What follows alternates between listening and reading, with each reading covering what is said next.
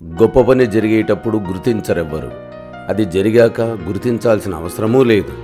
ప్రపంచమే వేన్నోళ్ల కీర్తిస్తుంది. పుడమి ఉన్నంతకాలం అజరామరంగా ఉంటుంది. ఉన్నత వర్గాల్లో జన్మించలేదు, కానీ ఉన్నత డిగ్రీలన్నీ పాదక్రాంతమయ్యాయి. విలాసాల్లో పెరగలేదు, కానీ విదేశాల్లో తన ప్రతిమలు వెలిశాయి. అంటరాని వాడే విద్యకు కృపార్థుడవలేదు, కానీ విజ్ఞాన వటవృక్షమై తన నీడలో సేదదీర్చాడు. నిమ్న వర్గమని నీరుగారిపోలేదు. తన రాజ్యాంగ రచనతో దేశానికి దిక్చూచి అయ్యాడు. శివాజీ, పూలే ఆశయాలు కనుమరుగవనివ్వలేదు. బాబాసాహెబ్ శ్వాసల్లో స్ఫూర్తి కణాలయ్యాయి.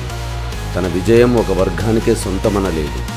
సమన్యాయం పొందని ప్రతి ఒక్కరి సొత్తన్నాడు.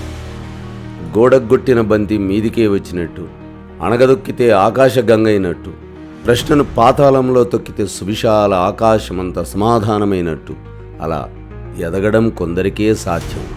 తన కృషిని ఫలాలుగా ఈ సమాజానికి అంకితమిచ్చిన ఆ మహానుభావునికి జన్మదిన శుభాకాంక్షలు.